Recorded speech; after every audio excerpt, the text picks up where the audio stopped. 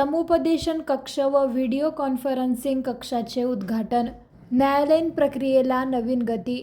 जिल्हा विधी सेवा प्राधिकरण बुलढाणा येथे दिनांक 12 फेब्रुवारी दुपारी 2 वाजता समुपदेशन कक्ष व व्हिडिओ कॉन्फरन्सिंग कक्षाचे उद्घाटन मान्यवरांच्या उपस्थितीत संपन्न झाले.